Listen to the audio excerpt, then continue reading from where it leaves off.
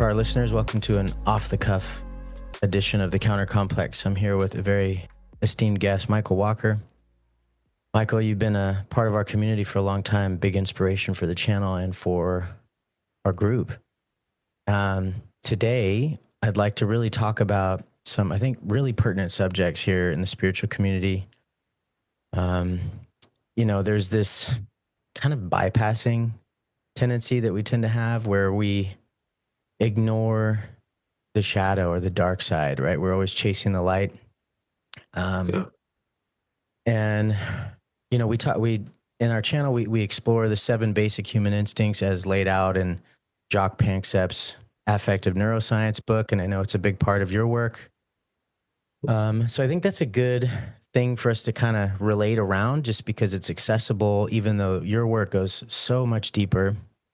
But some of the big things, especially recently, have been this idea of rage and what it's meant for, what it does, what its purpose is. And you had come on our group and you were talking about it in a way that was, to me, very enlightening. I had done a video about setting boundaries, and you had kind of brought up some interesting thoughts I never considered about how boundaries can imply a certain kind of weakness, right? This idea that, I need to set boundaries because I'm so weak inside that I'm not really, that I'm pushing people away, using rage for what its instinct wasn't really designed for. So can you help maybe enlighten me a bit on that?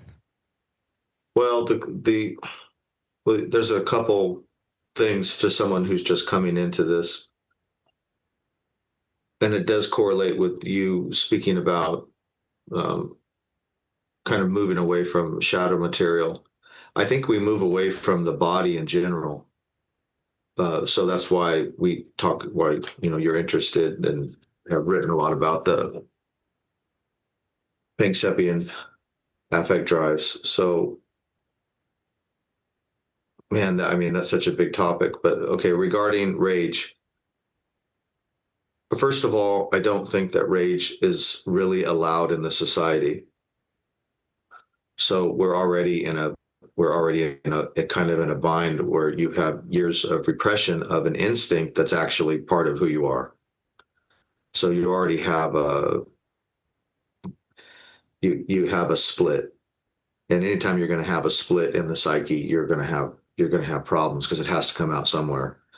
Maybe that's one of the indicators of why we're in wars and participate in genocides and things like that. Maybe it's a repression of rage. I don't know exactly, but as far as the boundaries things, when we do talk about rage, I think the idea of boundaries is important.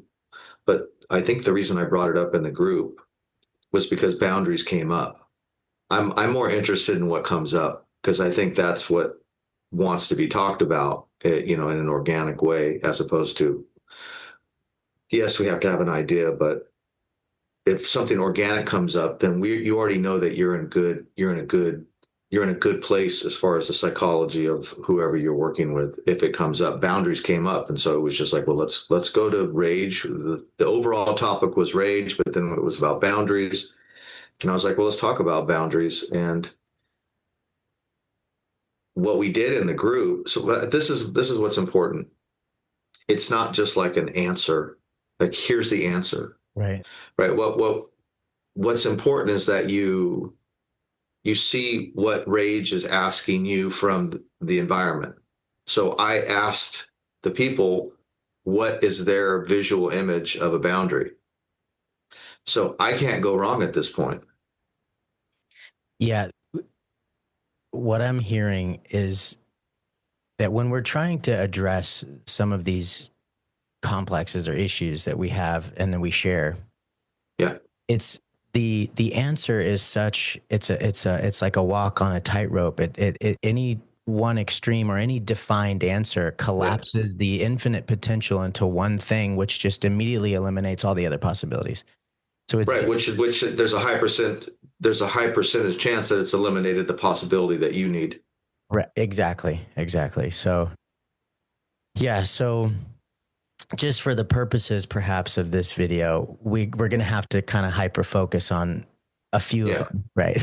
Right. Yeah. Well, no, yeah. I mean, yeah, But it's obviously, yeah. but it's important that we have that caveat that that might not be the answer. I mean, it could, like, as an example, rage for me, like some of my sometimes I'll lean too heavily into it as this Yeah. coping strategy, and then other moments I'll be just like, totally limp wristed in a moment where I should be standing up for myself. And if I apply one solution, the inappropriate one, which is typically what happens when we have a complex, we're like inappropriately Yeah. applying solutions to the wrong scenarios, right?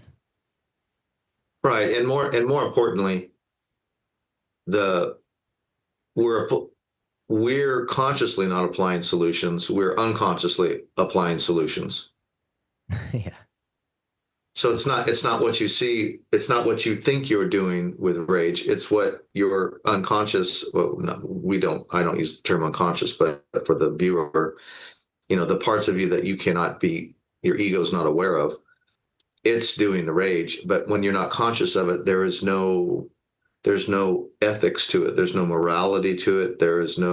It's stuck in some other pattern that has nothing to do with the actual engagement that's possible, that's really in front of you.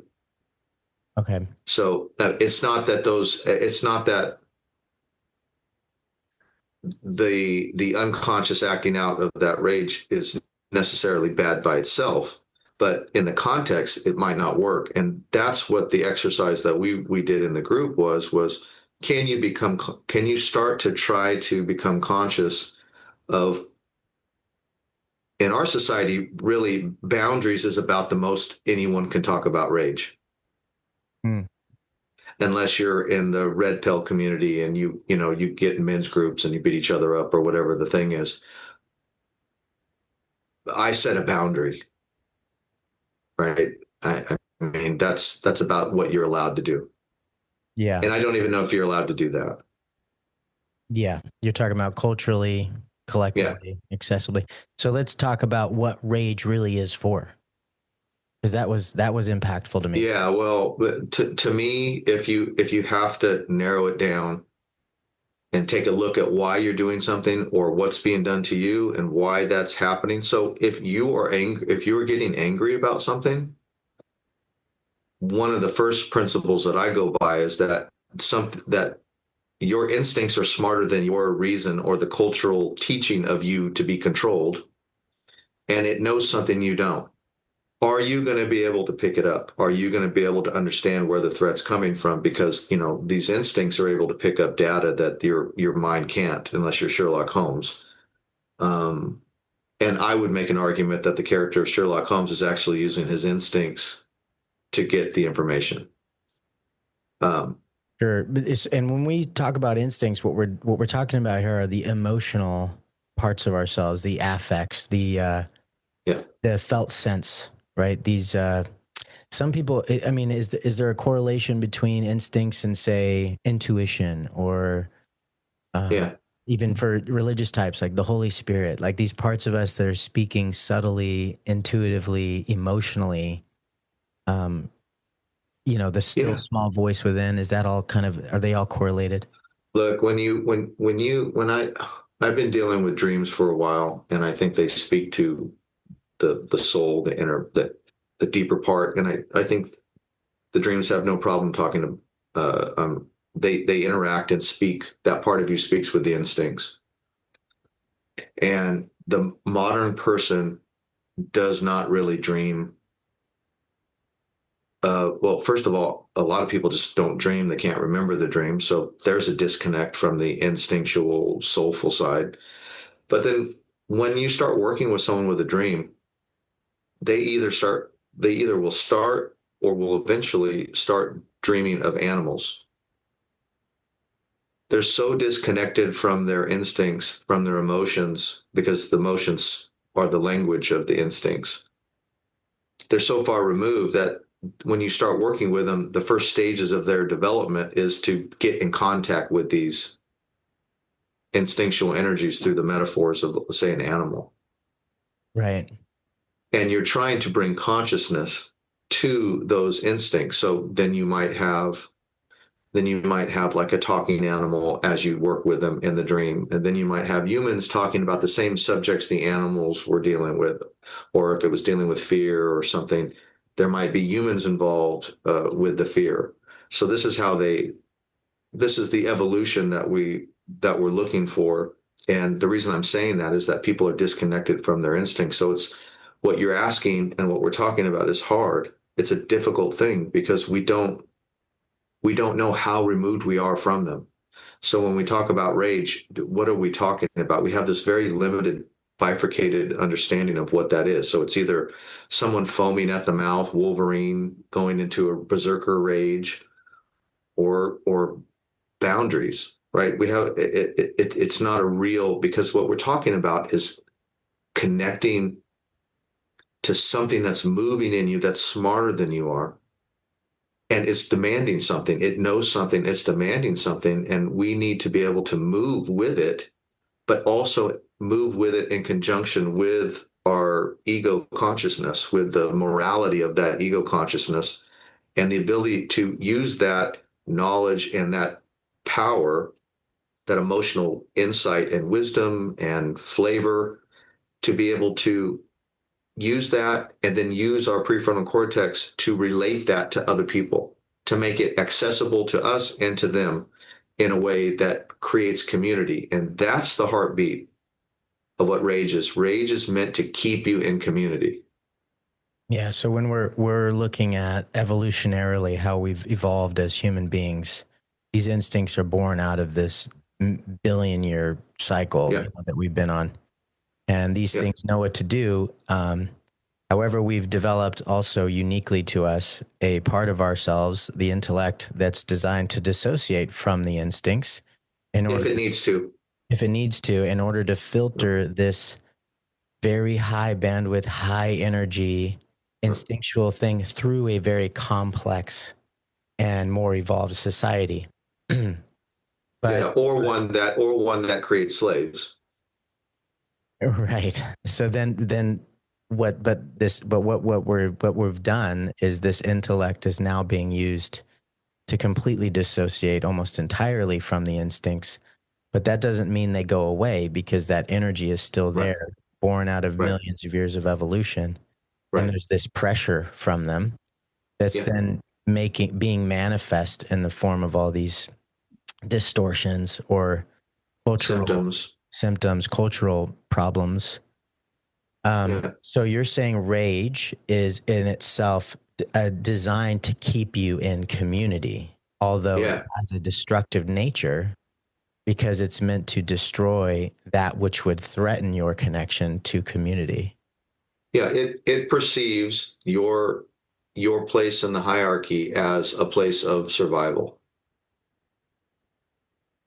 Okay, got it. So it's yeah, so it's that instinct, it has a constant consciousness and awareness of your position in society and how exactly to keep you there, Yes.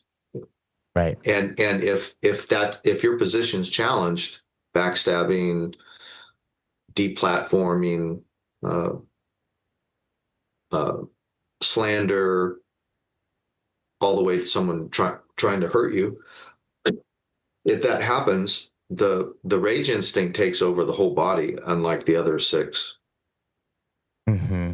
because it really does view it as a life or death situation. Yes. Yeah, because So humiliation, because humiliation, if you're humiliated in public, or someone your your significant other humiliates you in private, that's still the rage instinct that understands that if they can do that there, they might be doing it everywhere else. And it also understands that you might be creating a scenario where other people are doing that. If this can happen here in an intimate, safe place, you must be doing something that could be. And so it starts to react. It's like going, now I'm going to be out of my place, and the instincts view that as death. mm-hmm. And we see this played out, I mean, amongst the two, what I'd say, big tribes, right? Left versus right, Yeah. in the politics and stuff, is this humiliation tactic, deplatforming attempt. And what's the other side of that? Like, what is that's the desire to humiliate? Like, where's that coming from? What like I see rage as me protecting me from humiliation and dethroning or destat. What's the opposite side where there's this tendency? Because what I see is this super lack of compassion. There's just this like outright dismissal. Just so quick to like the Nazis would call Jews vermin, right? Just this very quick Yeah. labeling, just to kind of dismiss them as inhuman, and that happens on both sides. Where's that coming from? What is that? Is that a distortion? Is that is that the same instinct? Well, I would say, well, that's a good point. I, you know me, I would say I would want to know each individual person's dream or their scenario that they get, that's what's happening to them or why they're Sure, attacking someone else, and sure, that would tell me more accurately for that thing. But for an overall energy, um, because it is kind of a larger social dynamic. I mean, it very well still could be rage. It's just the repressed rage. So it becomes that passive aggressive, what's the word? Anonymous type of right, group rage, where, and that's not how rage is. It's designed. It's designed to be front and center and to protect you, and then to be done once you are protected. And it has consequences when it's face to face. So your rage knows when to turn on when it's not been damaged, and it knows when, if there's other alternatives, because it's going to be dangerous. So, right. But if you take on a whole tribe by yourself, your rage is not, unless you're completely whack. If you were in front of 50 or 100 or 1,000 people and challenging them, your rage would not go on, because your rage would go, this is not a good time. Like fear would turn on, or something right, else would right. turn on, because it does want to preserve you if it's in a healthy place. But when you're anonymous and you are in a screen behind, like you can, and your rage has been repressed your whole life, it's a great opportunity to do little kind of ragey vengeance functions that have real no meaning in the end, other than tearing another person down, because you feel you've been, well, I feel like people are enraged because they're enslaved Yeah, spiritually and through other things. So it makes sense to me. I could see It's it also also. it's also a panopticon thing, right? Right, right. We're all We're being all seen. We all believe that people can, the government and everyone can read our minds, and maybe they are with you say something in front of your phone, and then you get an ad the next 3 seconds. Maybe maybe there is some type of intrusion into our psychic world. But the more important thing with the panopticon is the belief that you can be seen everything about you, but you can't see anyone else. And so the real thing about the panopticon that is the most threat to us in the modern world is that we start policing others right. for the state, or for the whoever's behind the panopticon, because they really don't have the resources to police multiple people. They need us to police ourselves. So it's a type of policing what we're talking about. Yeah, I could see it also being like, okay, so if as long as I'm part of that policing state, then I remain safe in the tribe of policing. Like You it's like the another eye on you is not going to be, it's not going to turn against you. right. It's going to say he's okay. We'll keep looking. Right. And so there's that kind of almost inversion of community. It's like a weird, strange, like, okay, well, at least if Yeah. I belong here, I don't I'm not at threat for being excommunicated from this surrogate community that actually isn't really working for me, anyways. Yeah, you're not really in community, because anytime that you do something it doesn't like, it gets rid of you, Right. which is death. It's Yeah. a So, perceived yeah. death. That's why when people go, well, don't ignore the comments or something like that. Well, the reality is, yes, they're just zeros and ones, light flashing, stuff on a screen. So yes, that's correct. But as far as the instincts are concerned, they don't know the difference between that. All they know is that they are being humiliated and kicked out of a tribe. Mm-hmm. Mm-hmm. So, what is the answer for this? What do we need to do? How do we need to shift? I know that's a big question. Yeah. Regarding rage or just in general? Well, what do you, yeah, I mean, in general. Well, in general, my belief is the main the main flaw that allows this all to happen is the fact that we do not see that we are spirit that is in matter. We but just believe that we are an accident of energy swirling together in a one in a gazillion chance, and then we're conscious because of some brain activity, and as soon as the brain activity is no longer there, we're not conscious. Mm-hmm. If So that in is your that, worldview, if that's your worldview, then you can just imagine what the outcome is, and you're in it. You're living it in the outcome of that. yeah, it's this zero sum game idea, right? It's like, Yeah. well, if I'm only here for a temporary amount of time, I need to extract as much as I can from the world until I die. Yeah, and the world's dead. Yeah. It's a husk, like you're a husk that just happens to be articulate husk until you're no longer articulate. However, there's another side to However, that. however, I mean, I believe that we are spirit, and I believe that this physicality is here for a reason. But I think the main objective, if I could simplify it without even having, and like hopefully tempt someone to think about it, is that you're here to spiritualize matter, not, I mean, that's it. And right now we do that through bringing awareness to things. But I believe it's one step further than just like ascending or doing higher vibrations of what's here. I believe that we're here to beautify ugly lower vibrational things. So we're not called to go out of ugly and go into ascend into perfection. You have to see what is happening right in your world right now, and you have to be, which are your instincts, which is the people that are around you, the city that you're in, the world that you're in. How do you beautify that? Because as a person who's coming from spirit, you actually are dictating that model. But if you believe that you are an amoeba, a single cell amoeba that just reacts to stimuli, then all the best you can hope for is you hope that the environment acts better so you can react better. Mm-hmm. Yeah, yeah, leaf in the wind idea. Yeah. Yeah, so when a lot of people, especially in the spiritual community, which is most of my audience, probably, they when they hear something like this, I think the tendency for us is to always go, okay, well, we need to just move more toward the light, right? This idea, and it's this subtle bypassing thing, and I know you and I have spoken about this, and it can be very dark because of our inability to process the shadow. We always are chasing good things, right? Like, and it can be. I know this is not what you're saying, but anybody listening is that has that inclination to think that way will interpret the words you're saying as okay. We need to spiritualize matter. That means we need to make it all high vibes only, all love and light, No.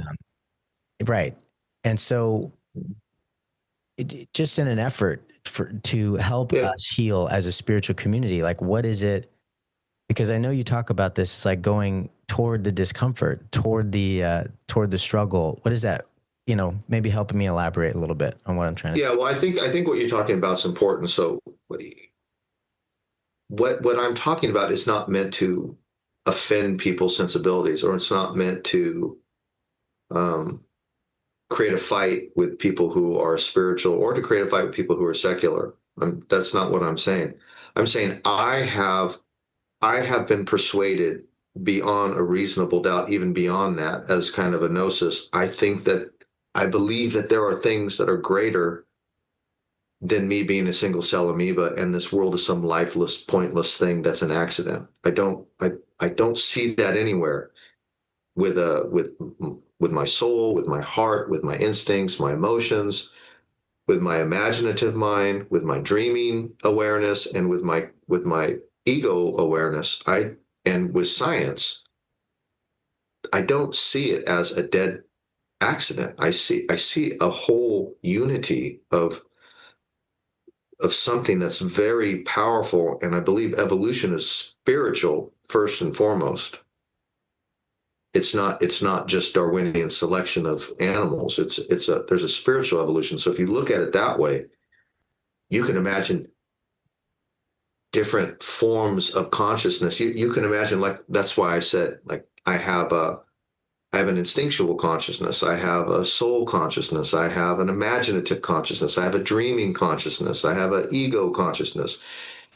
If you really understand that those have their own insight and their own bandwidth of understanding, and not one is dominant, especially the ego one, right? If you understand that, then when I talk about evolution, you can quickly imagine that maybe we just started with a soul consciousness, and then we evolved into a instinctual type of genomic consciousness, and then that evolved into an emotional consciousness, and that evolved. I mean, I'm not saying that I know all this, meaning I don't have the science for it, but it's a thought experiment where if you believe in evolution, you can say, well, that's possible. Not that we evolve just physically, but we can evolve with our senses and our emotions, and our consciousness can evolve. So that's what I mean by spiritualizing matter, that maybe there's yet another type of consciousness that understands love in a better way, that understands the interconnectedness of things in a much richer way. Maybe, maybe even angelic realms and things that we can't perceive yet. Maybe there are more consciousnesses to develop to or evolve to that can expand to that. So what I'm talking about is not some transcendent Christian function or some transcendent ascension function, or what we're talking about, light and higher vibrations. What I'm talking about is that at this time, there's a transition into something else. It's something else. It's not a, I changed my color. It's a metamorphosis from, like, a butterfly from a chrysalis or whatever, whatever it is. So you have to stay in the thing to get the evolution. You can't just keep hoping for something else. Like, the work is in the caterpillar. It's Mm-hmm. not in the butterfly. It's in the caterpillar. And then you can even make a cool thought experiment, and you can say, like, instead of saying I forgive, or I need to forget, or I need to higher vibrate where I intellectually change my past and stuff like that, you keep becoming conscious, which I believe is of the deeper and deeper and the darker things, and you keep your eyes open. That's the caterpillar. That's the cocoon part, right? When you become the butterfly, you do the thought experiment. Let's say you keep all of your caterpillar memory, but it doesn't affect you the same way, because the same exact memories means something completely different to something that can fly, Yeah, you than can something apply that is everything you apply grounded. them. Yeah. It's a completely. We're not talking about compassion. We're not talking about getting a new psychological neurosis to justify whatever horror that we're going through right now. Go into what you are, because what you are is the foundation of what you're going to be. The environment is who you are. You are who you are. Your instincts, your height, your weight, your relationships, they're who you are. They're your caterpillar now. Mm. I love And that so metaphor. don't move away from it. You could take that, like the caterpillar has all the memories of being a terrestrial being walking around, possibly being stepped on, eaten by snakes, all these things, and then it's able to fly. It knows and remembers all those things, but the wings essentially lift it beyond that. So it's an interesting metaphor that you're using. Yeah, and then you can go even further. Like, I believe that the the beginning of Christianity, for what I believe the truth of it is, knew something that we don't know today, whether it's spiritual or whether the Christian community in general. But the idea that the things that we're made from, the lower things, the things that seem less important, the which goes all the way out, not just from within yourself or your dead ancestors or your grandma who doesn't know who her name is and she's abusive or whatever, but you know, in the Christian mythology, she's more important than you are. And you can take that same evolution and say that the people outside of you who are so-called lower than you, the drug addicts and the whatever, that Jesus went to, they're the caterpillar. That's the caterpillars of your environment, of who you are, both inwardly and outwardly. Those are the caterpillars. And we keep on trying to make some type of false vanity that we're somehow disconnected from these things, like they're not there for some type of reason. They're there because it's an important part of our journey. And if we do not beautify them, then we are nothing because we're built on them. So this is the lost ordinance in Christianity of washing the feet. Yeah, it's The things that support you, the ugly things that have to do all the hard work, the grandparents, the parents, the ugly things around you, the sewers, the canal, like those are the things that actually are the caterpillars that allow the butterfly. The butterfly should wash the feet of all those things. y- you're bringing up such a huge point, and I could go. There's so many things that are coming into my mind, even just talking about this. But you had said something earlier about this idea that we're in this very special time period in a chrysalis, right? We're like going through this cocooning, and there's so much literature out there. I mean, the Law of One material, even Christianity itself, talking about the second coming, all these very Yeah, what I would call metaphorical ideas. Um, yeah, so we're in this cocooning process. It's like the end of the Mayan calendar, even, or even like even in the secular world, it's the idea of the apocalypse and the coming down. yeah. It's we're all kind of imagining. We're often fearfully imagining some sort of end of the world scenario, but it is the end of something and the beginning of something else. Um, so Yeah. what? Do you know what that is? Like, what is it that's like, what are we transitioning into? Is it kind of something that we're just brimming on and burgeoning on and trying to put words to? Um, I personally live my life as though we are transitioning.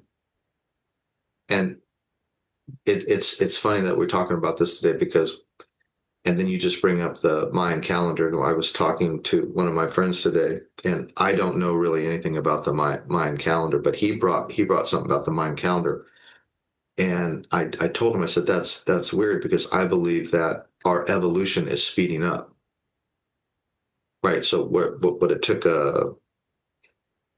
let's say, in a reincarnation model, let's say something that took 1,000 years, so multiple lifetimes to karmically like adjust to, like the bandwidth of consciousness to adjust to keep that bandwidth to the next one, to the next one, to do this evolution that is required for you to get to the next evolution, right? So it's kind of mercy that things get extended. Um, but I feel like we've got to the point where this kind of spiritual evolution is happening. You see it with technology, you see it with how much access to information we have, and I'm not going to go into the other things, but I feel like evolution is happening. A year ago, I would tell you that evolution is happening in a lifetime as opposed to 1,000, 2,000 years. Mm. I believe now that it could be happen. You could be paying karma within 10 minutes. Like there's an energetic field, and it's Yeah. demanding new things that we have, our grandparents and parents have never had to deal with, and ancestors. Like if you do something, your soul work might demand that get taken care of now. Like you become conscious of it, you sit with the caterpillar part, and you do the chrysalis until you become the butterfly in that aspect. Like It's that's funny. how uh Hadron Collider-esque we're in Yeah. right now. You could talk like almost like the wavelengths are speeding up, right? We're Yeah. there's a I know what you mean. That's been my experience as well. Is that Yeah, and my friend had mentioned, and I don't know if this is true, but the idea is true to me, and that is the Mayan calendar as it gets closer to its end and closer to its end, it the the evolutions get smaller and smaller as it gets closer to the end. And I was like, yes, that's whether that is said there or not, that is true. Mhm. Oh, so But much. see, this is the thing. This is the thing that people don't understand. We now we're not in an old model where the magic person does the work for you. Right? We were in that, like that was part of our evolution. We are now you have to have this ability, and it's and then we've had this industrial age where we had this inversion of the person who understands spirit that would hold the rituals for you to move you through, or let you jump on their power and they could help you through, Yeah, right? Kind of like the the guru Christ. model. Yeah, yeah, or the Christ model, or the Mhm. like. This was a part of a type of consciousness that still was interconnected with needed other higher things.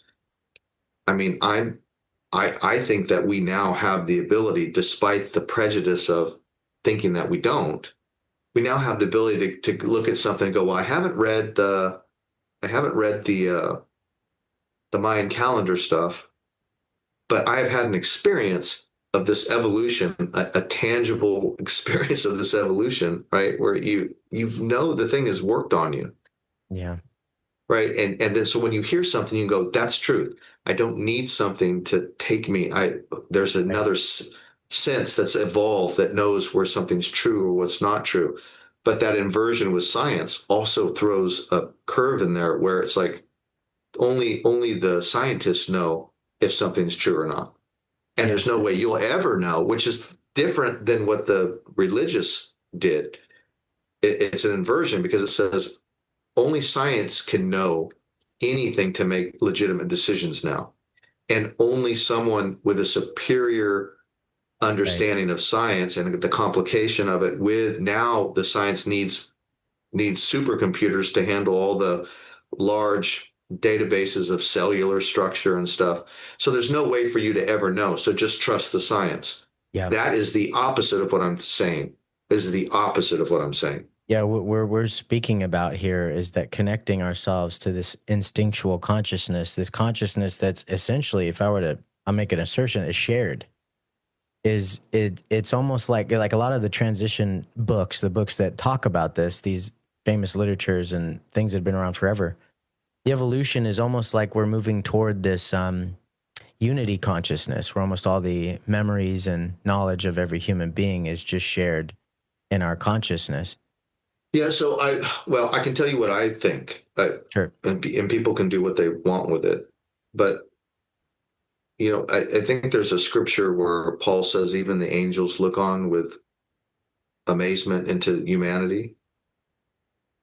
Um, I there is a philosophical discussion about this for many centuries that angels, this idea of something higher or more spiritual than us, that they're almost they don't have an I, they don't have an identity. Mm. They're so connected to God that they're just aspects of God, Hmm. Hmm. right? I think when Paul says they even the angels look on with wonder with us, I think that this separation from God in the body, in the flesh, where we do not feel the presence of God. Hmm. So it makes sense that we would think that the universe is just a dead husk and we're an accident. Right. But the reason I'm saying that we would want to do this to become as aware as possible into the deeper caterpillar cocoon things is because that's the spiritualization. That's the next step of the spiritualization of matter. This step to it, because what we're doing is once we completely become separated from God and then we choose God, we bring into those angelic realms eventually, we bring in our own our own self. So we choose to worship God as opposed to being creations that have to do it. Hmm. Hmm. Or yeah, or that do it inherently because of their gnosis of that unity. It's this venture into all that God isn't, which is literally almost, it's like an impossibility, right? But we've made it. It's this whole I experience. think it's beautiful. I think it's beautiful, and I think that it's beautiful. Instead of saying that we're talking about communism, or we all go back into the hive mind link, we are going into such an awareness where no one can hide anything, not in a panopticon way, but everything is beautiful on the inside and the outside, and yet with that knowledge, that interconnected knowledge, we are all individuals simultaneously with our own creative aspects that bounce off and create even more creative aspects and create this webbing of possibilities that become infinite as opposed to this one global oneness. Right, right, Now right. we have an eternity of endless possibilities with this many individuals in when matter is spiritualized. Yeah. I've often imagined, so if God was infinite and I were to become God, then because of its infinite nature, that I would also have a God above me. It's like this ever ending, like blooming experience, as though like we're all given the opportunity to return to God from from God's opposite in this like blooming experience where this infinite nature of God is revealed even more in a depth that, yeah, that it's like God in himself is a principle, and that principle is expansion, that it's like endless, that there's no Yeah, it. I don't know. We're I getting think we have I esoteric. think we have an inversion of what you're talking about right now, Right. and I think when you have authentic individuals relating to each other in the full capacity, you have something. You have a connection that is beyond just filling the gap of a bureaucracy, because you're still just bureaucracies, or the like hell is a whole thing of hierarchies of dukes and archdukes and princes and barons, and right, there's all these, and we are mimicking that. So if you do not have an identity and all you can do is feed off of identities until Mhm. there's no more identities, then you basically have the workings of hell or a bureaucracy in the world that we have now. And what I'm saying is that that is an inversion of, if you become conscious of everything within you, you will evolve where you can hear the everything in someone else and say yes to it. I'm not talking, see, if you really understand yourself and the instincts, you're not going to have these torture, trauma, pedophile. That's not what I'm talking about. Mhm. I'm talking about if you really get in touch with yourself, there is a higher nobility, there is a higher function. But if it gets inverted, it gets all twisted. Yeah, the law of one material talks about the what it says is, oh, there's so much there, and I know I want to move on too, but it talks about it talks about like seven densities of consciousness, so on and so forth. It's saying we're in the third, and that we're moving to the fourth, and that the third density, what it describes is that this realm of awareness, it talks about like the first being, like if you were to imagine the Big Bang, it's just infinite awareness with no distinction, right? And then in Okay. that energy, it started to bump up against one another, started to form planets, and then animals were evolved where it became autonomous. However, it wasn't conscious of itself. And that, Right. It was still in a group identity. Yeah. yeah, so it's just, animals roaming, it acted completely instinctual. And then this really weird inversion happens at third density where suddenly it's like consciousness inverts on itself and suddenly becomes aware of itself. and that we're at the end of this, really what it describes as the most harsh period of time, because it's the only period of time where we actually forget our nature, because we get to come into Yeah. this body and have an authentic experience where we choose between two polarities. And it describes these polarities so beautifully. And I just want to lay them out. It says that the positive polarity is the service to others. And in so behaving in a positive polarity, it comes with the remembrance of your unified nature, and that we have to Yeah. polarize in one of these two extremes to essentially evolve to the next density of consciousness. And that the negative polarity is a service to self at the expense of others, and it comes at the cost of your memory of your true nature. And that Yeah. these two things, like yin and yang, and that's why the yin and yang thing and polarity is such a big deal here, is because it all works on behalf of the greater good, because the negative polarity offers all on the path of positive polarity something from which to pivot off of, saying I'm not that, right? It's like the Yeah. divine dichotomy that God is what he is, he also is what he is not.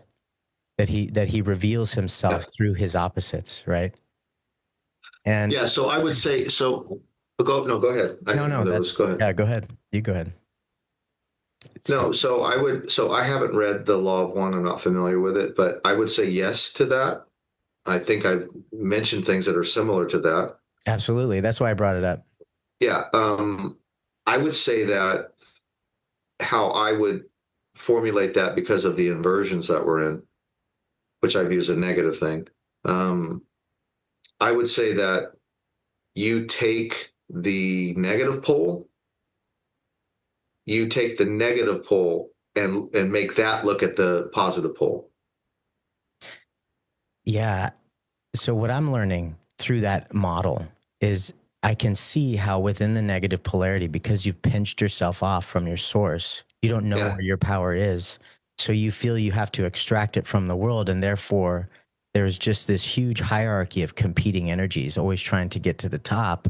But the top is an illusion, because behind every one of those things is just another fearful decision, another uh, attempt to survive in a place of hell. Like it's just literally hell. It's just hell on Yeah. earth.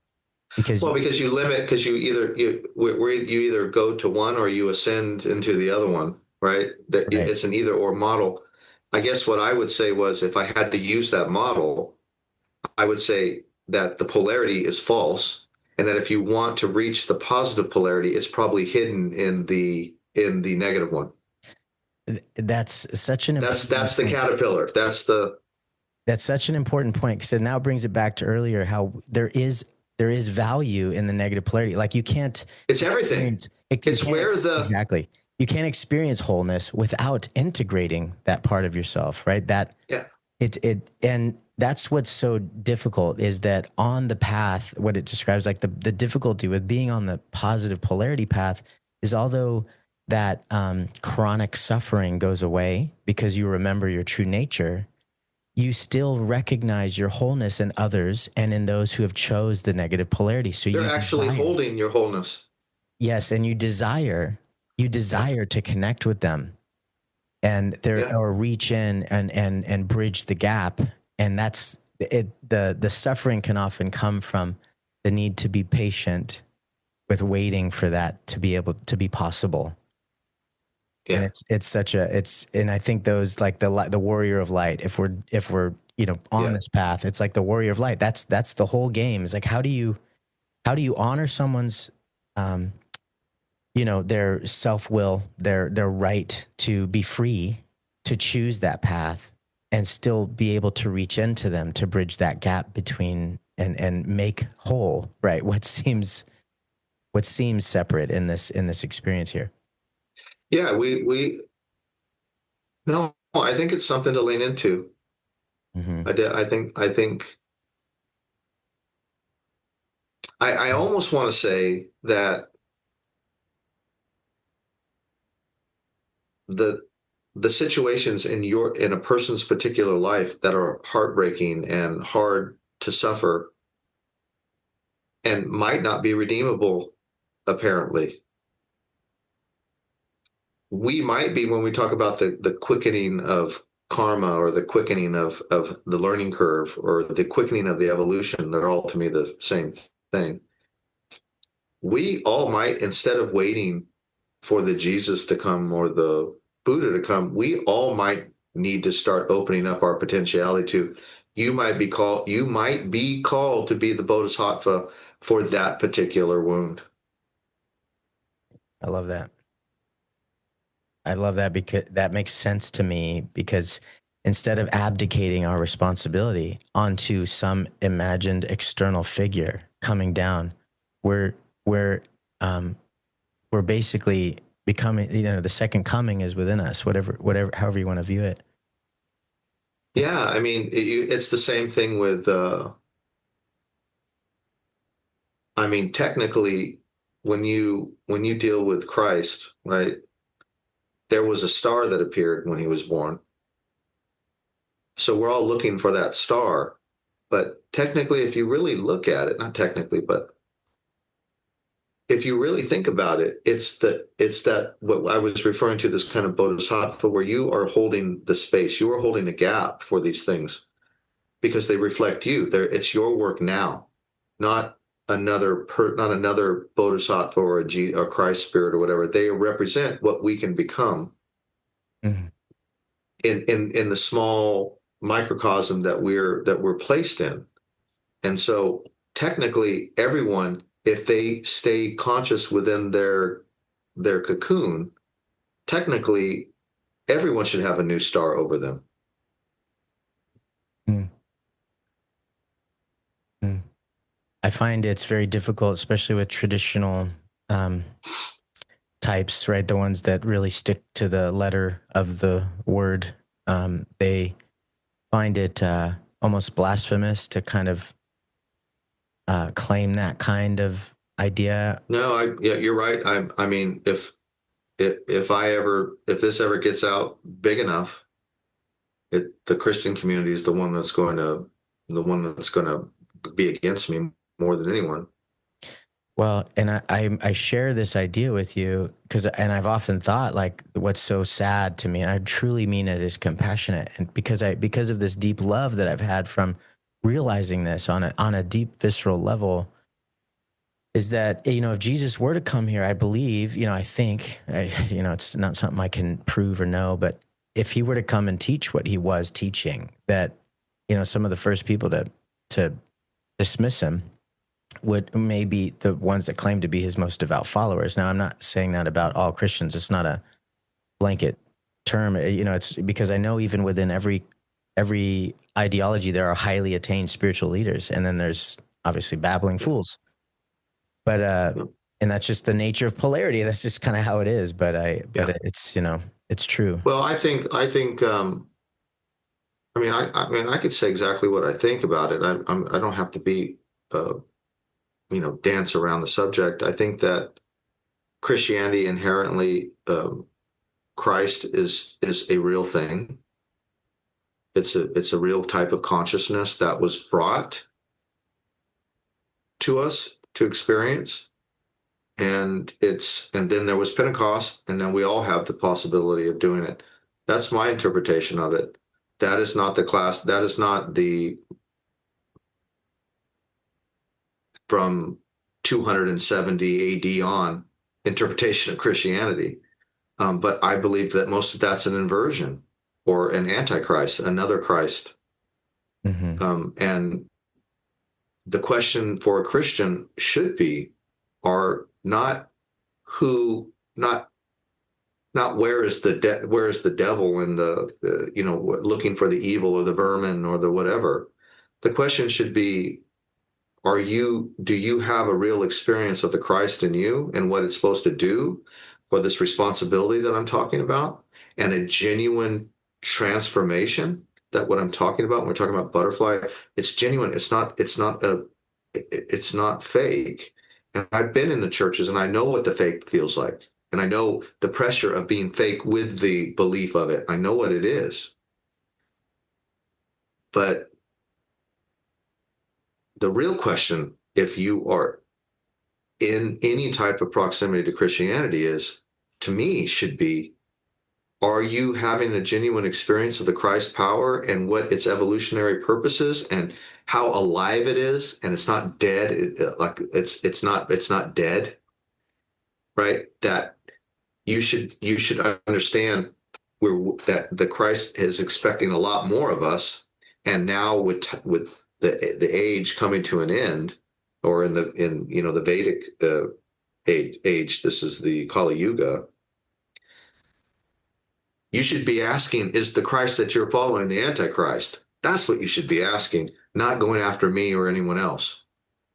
Mm. Mm. Because it looks like there's a lot of fascist, subverted evil in the Christian Orthodoxy from 270 AD on, and I don't care, and that's the way I can make my argument all day long. I wouldn't want to argue it against me. Okay.